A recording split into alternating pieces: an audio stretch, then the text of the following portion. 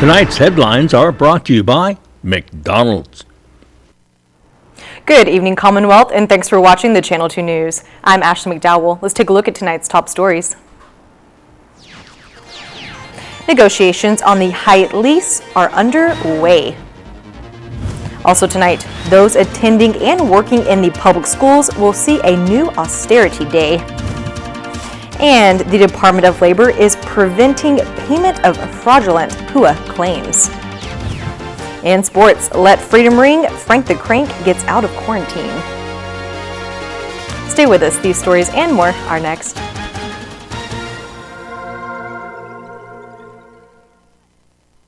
Great customer rep. Always willing to go above and beyond for his customers. I truly hope she gets noticed at work, since I do see she is a hard worker. The field technician that visited my home was great and helpful. Thank you. Thank you. Uni, keep it up. Your customer service is always very good. Awesome customer service with great technicians that are really helpful. Thank you so much, Sherlyn and Docomo Pacific. That's so sweet. It feels good to see this kind of messages because we try our best to do customer service. We make sure that we will 100% resolve the issues. For all those people that are seeking assistance, I just want my customers happy and help them out each and every day. I would want to go to a place with someone that's just like me. Thank you. Thank you. Come to Docomo and you'll feel like you're at home. Buy one, get one free for the off-road adventure at Marianas Trekking. Come ride our side-by-sides at our best price ever and experience a great 90-minute trail ride. Rain or shine, hopefully rain. Book now at Marianas Trekking. Saturdays and Sundays by reservation. Call 323-8735 or book at marianastrekking.com.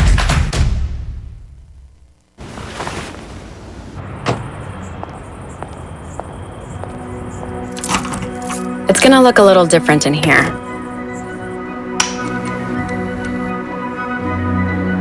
Your favorite spot might not be exactly where it used to be. Being next in line might feel a little less like next in line. And our smiles might come with a little extra shine. But McDonald's is ready to take your order as safely as we can.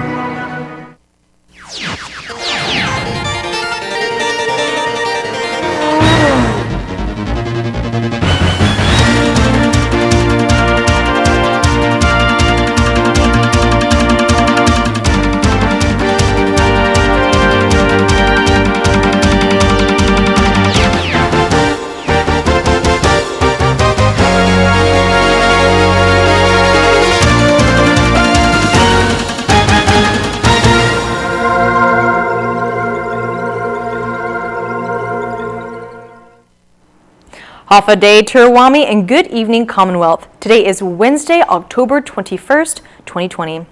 With the clock ticking, will HYATT Regency and Public Lands negotiate a new lease agreement? Our Chris Nelson has more. The lease for the property that the HYATT Regency Saipan sits on will expire in just 14 months. Negotiations on a lease extension began a couple of years ago. Hitoshi Nakuchi is the president of the Kobe Portapia Group. They are the owning company, and HYATT's the management company that has operated the hotel for close to 4 decades. Nakuchi's family started in the grocery business in Japan before moving into hotels. In the mid-90s, the group invested in building the south wing of the HYATT, adding about 75 rooms to the beachfront property. Yesterday afternoon, the HYATT turned in a lease proposal to DPL. Yesterday was the day that they finally submitted. However, we are still waiting for them to pay the $5,000 admin fee, and then it will be an official submission. The real estate director accepted the package yesterday, and she's reviewing it to see if it's compliant with Public Law 2084. Tourism is currently at a standstill. HYATT has significantly reduced staff and is currently renting just a few rooms to long-stay guests. Nick Nishikawa is the hotel's general manager, and Josephine Mesta is the director of human resources. HYATT's lease will be reviewed by an internal committee. DPL has newly explored the ideas of inviting other members from key organizations to help us review. During the Menyagaha concession, we requested the assistance of MVA and other agencies. We will be doing the same for these new proposals that are coming in. Terragezo says the proposal includes over $1 million contribution to the Garapan Revitalization Project.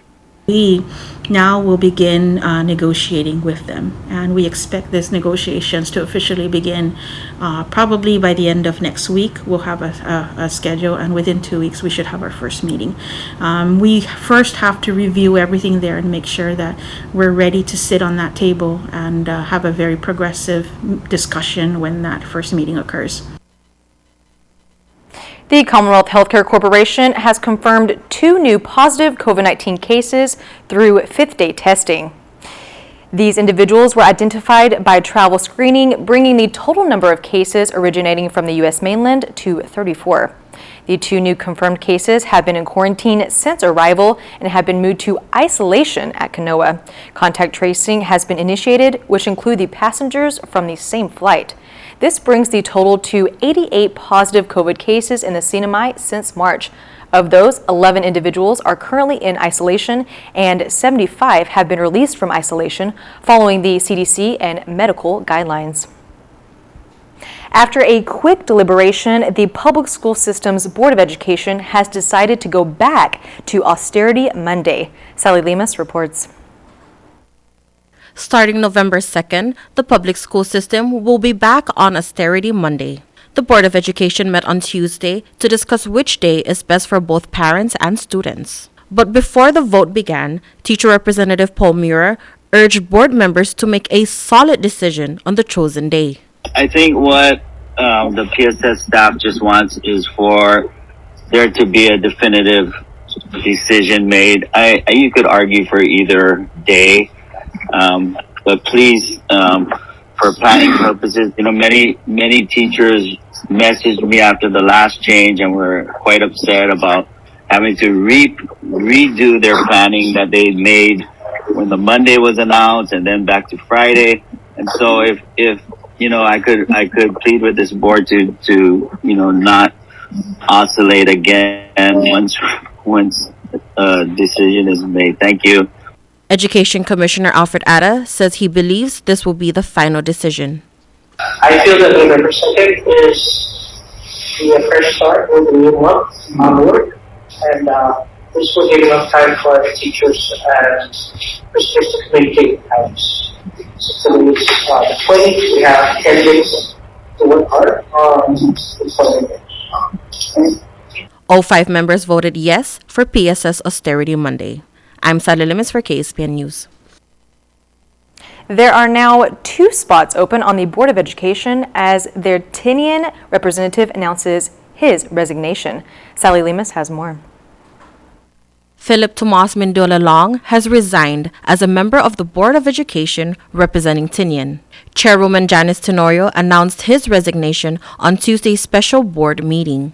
Effective today, with heavy heart, member Philip Mendola Long has tendered his resignation as the Tinian Board Representative, State Board of Education Representative, and Chair of the SIP Standing Committee, and also as co-chair or vice chair for the ISA Committee. Long was appointed by Governor Ralph Torres in January 2019 to serve on the 16th board after former Tinian Representative Florine Hofschneider decided not to seek re-election that year. Governor Torres will now have to fill in the seat once again.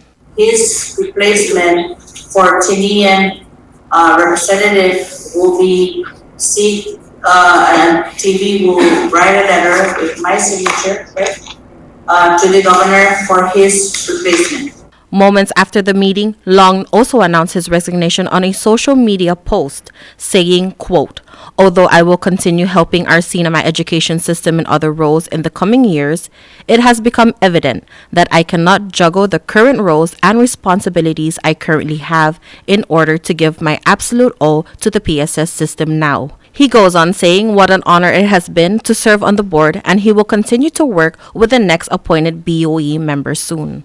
Reporting for KSPN News, I'm Sally Lemus. There is a little under 2.5 months left of the PUA FPUC program. Department of Labor Secretary Vicky Benavente tells us how the approval and payment process are coming along. The CNMI Department of Labor has distributed over $136 million in pandemic unemployment assistance to the islands of Saipan, Tinian, and Rota. Saipan's PUA distribution was over $108 million. FPUC is over $60 million. For Rota, it's over $5.7 million for PUA, and FPUC is $3.3 million. FPUC for Tinian is $3.5 million and $2.4 million for PUA alone. 7,000 applicants have been paid out so far, with thousands still pending. To date, Saipan, Tinian, and Rota have received over 14,000 claims. For Saipan, there's 14,230 claims, applications to date. For Rota, we've received 649 claims. For Tinian, we've received 734 claims. Benavente says although CNMI DOL has not paid out since the September 16th pay date, DOL officials will be working this week on getting payments up to date. We're going to try and catch up first with the September 29, October 6, and October 13 applications or payments. Every week we do have payment dates issued on the portal, but we want to make sure that each application, as I mentioned, is adjudicated properly. And while dealing with all the issues regarding applicants' report of incorrect earnings, submission of documents, and other errors, 60 cases of fraud claims were identified and intercepted, resulting in over $1 million that was not paid out. She says 2 in particular keep appearing, same address, but with a different name each time. The most common factor of these fraudulent claims is the fact that their addresses, their mailing addresses, are not in the CNMI. They're all someplace in the United States, the mainland. So right away we pick up on that. We look into their application and find out there's no documents submitted, there's no ID, there are no check stubs, and so right away that's a red flag as a fraudulent claim. We pull out the application, put an issue on the application online, and cease any type of payment moving forward for that particular application. And it seems to be reoccurring, even though this 1 or 2 particular address will be blocked on our portal. They seem to come back in the next week and they use a different name, different username, and then try to get payment using different documents, but we notice that the mailing address is still the same. Getting through to the CNMI DOL by phone hasn't always been easy or possible, but Benavente says they have changed to landlines and added 14 new numbers that should eliminate the lost signal in communication. For the full list of DOL call center numbers and email, visit marianaslabor.net. Marge's Bakery and Kitchen in Susupe has been temporarily closed for critical violations to the public health food regulations. According to CHCC, on October 16th, the Environmental Health Disease Prevention Office received a complaint of food contamination at the bakery. EHDP inspectors identified the food item and advised Marge's Bakery to cease sale of the product until the food source has validated by proper documentation. A follow-up inspection was made on October 20th, and the bakery still could not provide the documents for the vendor. Investigation continues on the establishment as it remains closed. Coming up, the loss of tourism has brought a loss of jobs, but some residents are finding other ways to make money. We hit Beach Road after the break.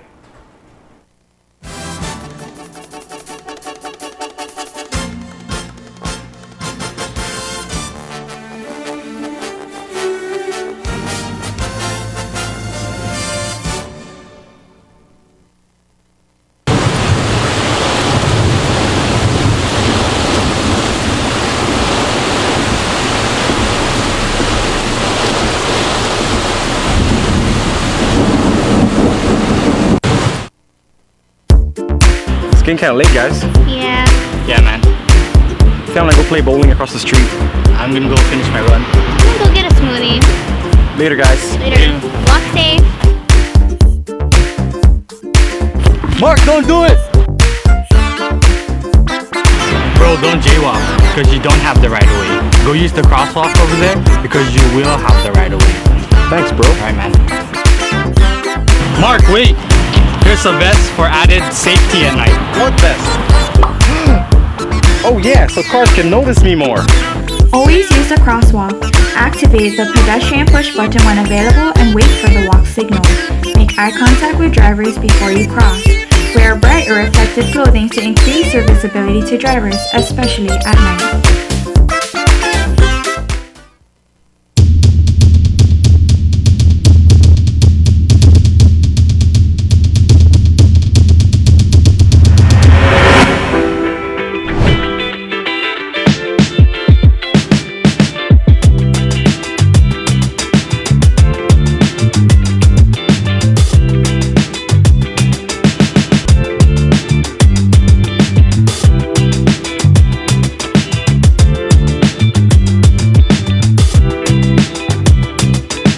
Make it special. Make it 360. The best food and views all the way around. Jose and Pedro were born on the very same day. Jose liked to play sports. Pedro liked to play video games. Jose's favorite word was pass. Pass me the ball. Pedro's favorite word was pass too. Pass me the rice. Jose is retired and has both time and energy. His life is just beginning. Pedro has diabetes, hypertension, and gout. His life could soon end. Eat less, play more, live longer. Brought to you by PHI, the pharmacy you can trust. Welcome back to the midweek edition of Channel 2 News. A new Secretary of Community and Cultural Affairs has been appointed by Governor Torres and Lieutenant Governor Palacios. Former House Speaker Joseph De Leon Guerrero will now take the position at DCCA, succeeding Robert Hunter, who is now the Senior Policy Advisor for the Office of the Governor. Previous experience in public service includes Special Advisor for Cannabis, the Historic Preservation Officer for HPO under DCCA, and his willingness to continue to serve the Sinai community is pointed out by Governor Torres, where he says he looks forward to seeing Guerrero continue the progress already made by the department. The Driver's Written Testing Center will be closed for staff training starting later this week. The Department of Public Safety states the center will be closed Friday from 7:30 a.m. to 12:30 on Friday, October 23rd, and resume services at 1 p.m. And on Monday, October 26th, the Driver's Written Center will be closed all day to continue training and certification for staff. Other services will not be affected, which include on-road driving tests, vehicle registration, boat registration, and driver's license renewal. Many jobs and sources of income were lost due to the pandemic, but everyone is doing what they can to make ends meet. Our Sally Loomis speaks to some sellers on Beach Road. While some people use the beach pavilions for picnics, parties, and naps, others are using them to make some extra cash. You can see these sellers at the pavilions along Beach Road every day, especially on the weekends. KSPN reached out to one group who were tour guides before but are now unemployed due to the pandemic. Yeah, we don't have work now, so just to make a little bit money. They sell clothes, household items, costumes, and even kayaks. We almost go back to China, so everything is just on sale. But they say business is slow. Only $1 each, also very hard to sell. Really hard. On top of a slow business, they are also paying to use the pavilions. Monday to Thursday is $30. Then weekend is $40. We need to pay the office. Secretary of Department of Lands and Natural Resources, Tony Beneventi, says under Public Law 11-106, it requires everyone to pay a fee when using public facilities. They do pay a fee. They pay that fee for a reason that they want to use the facility. The facility again is a public structure, and whichever comes first in terms of the usage are more than allowable to have that person utilize. Although public facilities are under the watch of the Department of Public Lands, DLNR is the enforcement agency. There's two individuals assigned as a park ranger, and they do a routine inspection on all sites if there's any activities going on. And then from there, if they do see garage sale ongoing, then they will issue them a citation and the amount that they need to pay. Sablon says all vendors have been paying on time and continues to follow the right protocols in reservations. But they have talked to the sellers to have some consideration for others who want to use the pavilions. I instructed some of those doing garage sale to leave Sunday open for the public, just to do it on a Friday or Saturday, because they don't want to do mostly on weekdays because they don't have a lot of customers. Mostly they prefer weekends. So I told them that definitely Sunday will be vacated for the general public.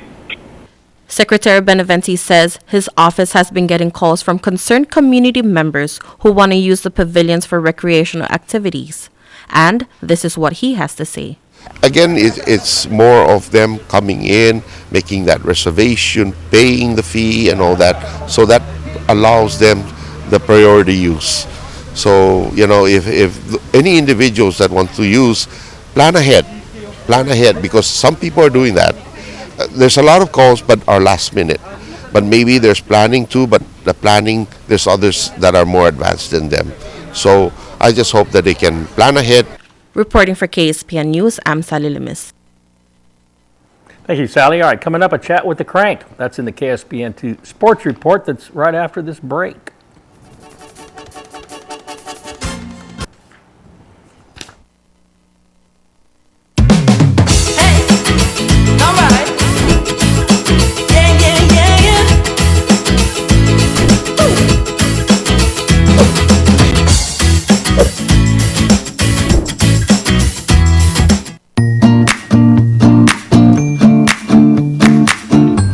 If you are a person with a disability in the CNMI, you have certain rights that protect your ability to vote.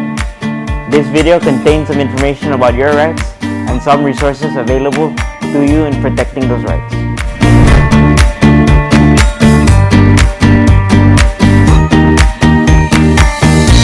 What are some of your voting rights as a person with a disability? You have a right to vote regardless of your disability. You have the right to cast your vote privately without disclosing your vote to anyone. You also have the right to ask for assistance as needed. Polling place workers should be ready and available to assist and accommodate your needs. CNMI law requires that you must be registered to vote in the CNMI. You can vote if you are a citizen or a national of the United States, at least 18 years of age on the date of election, domiciled in the CNMI, a resident of the CNMI, and have resided in the Commonwealth for 120 days, are not serving a sentence for a felony, have not been declared by court of unsound mind, and have registered to vote at least 60 days before the date of election. As a voter with a disability, you have the right to vote in an accessible polling place. That means you can get from your vehicle through the door to cast your ballot without physical barriers or impediments. Under CNMI law, any voter who needs help in casting a ballot is entitled to request for assistance. A poll supervisor or the executive director of the Commonwealth Election Commission can provide assistance at the polling place, or you can exercise your right to curbside vote.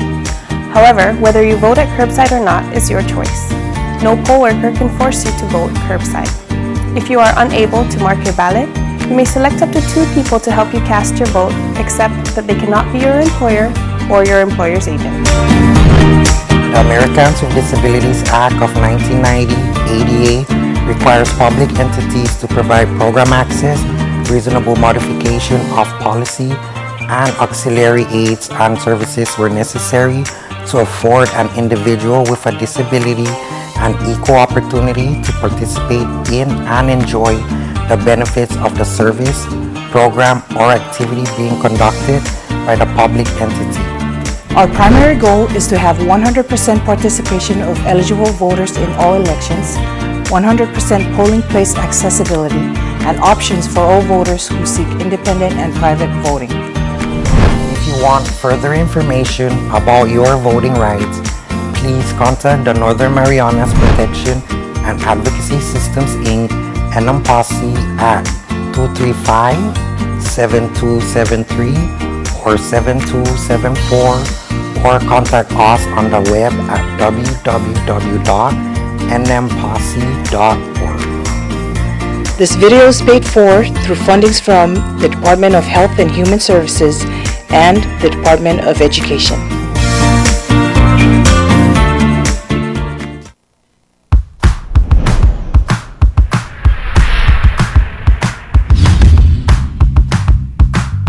Hi, I'm Dre, one of the personal trainers here at Ghost Gym, and today we're going to go over the kettlebell deadlift. Fantastic exercise to build overall strength, particularly in the legs and hips. Remember, we want to make sure that our setup is in good position. If you set up in a bad position, it's not going to look good and it's certainly not going to feel good.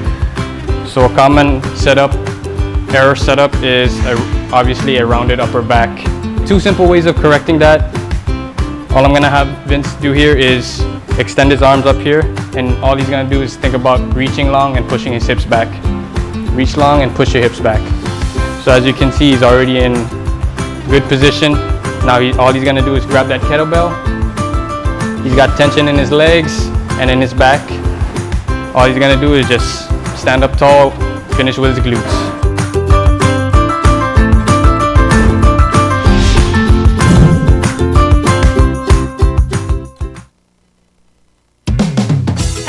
Thank you for being here with us. For finding ways to keep things happening. For making things feel a lot better. Thank you. Energize, realize, feels so good just to be alive. Time's a gift, my time is free. I can spend it on you, you can spend it on me. I can say you'll be blown away by the change you see me. And I feel alright, dance all night, put a little flavor in my life. Thank you for staying strong with us. And for us. Thank you for always connecting. For keeping us together. Thank you. Thank you. Thank you. Thank you. Thank you. Thank you for reminding us That despite this distance, We are still better together. Every day, every day. I put the good stuff in, yeah. Docomo Pacific, better together. Tonight's sports brought to you in part by Tan Holdings through the Tan Su Lin Foundation, making communities a better place to live.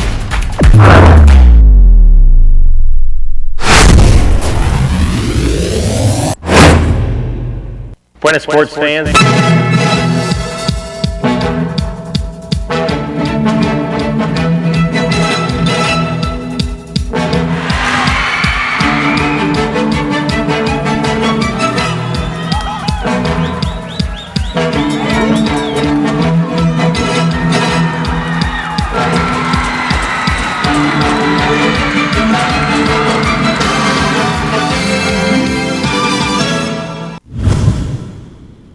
Buenas sports fans, all quiet on the MMA front these days, but we are keeping an eye out on the pride of the Marianas, who is playing the waiting game.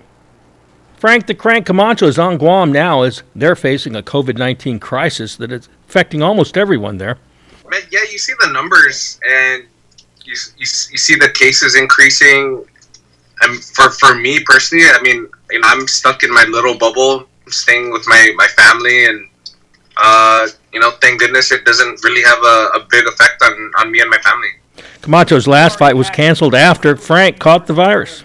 Well, I have the antibodies. It's kind of crazy. We're all still learning from this disease, right? Like the CDC is coming out with new stuff every single freaking week.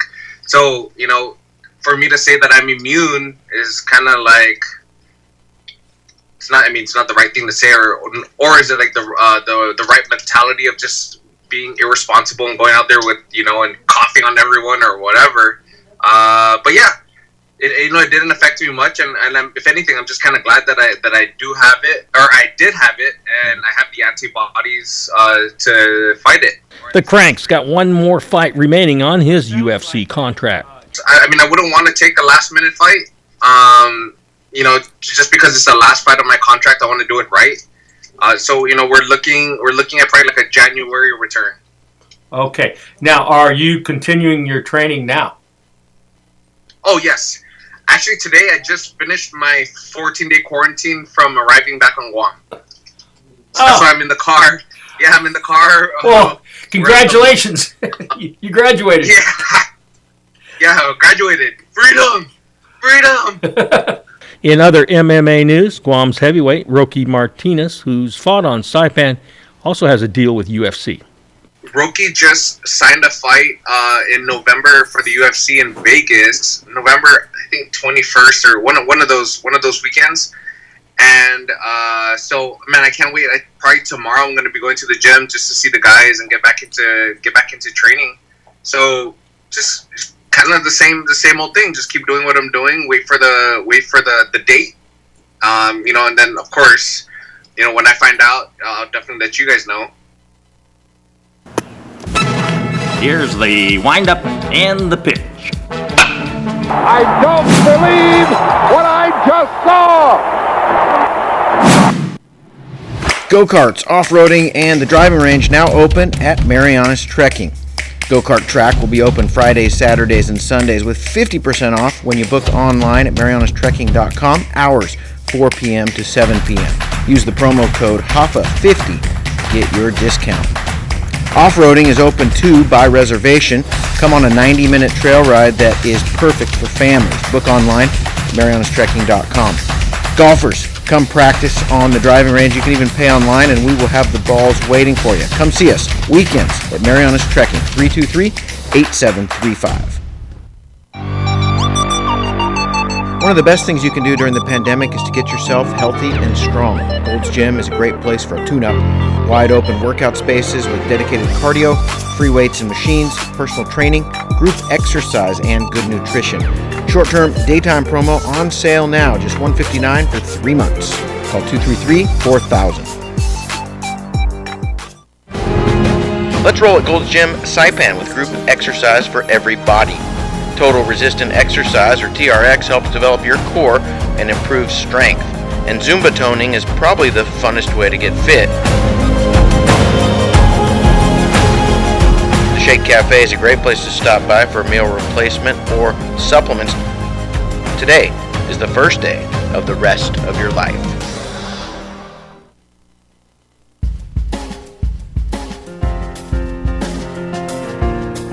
Another hot day today, 90 high, low 80. Heat index 103, 68% humidity. Tomorrow, partly cloudy, isolated showers, southeast winds 10 to 15, high 89, low 79. Seas are 4 to 6 feet. Beware of rip currents out there. Sunrise at 6:10 in the morning, a high tide at 1:14 in the afternoon, followed by sunset at 5:52. This is your midweek edition of the news, sports, and weather. Thank you so much for watching KSPN2, and we will see you back here on Friday.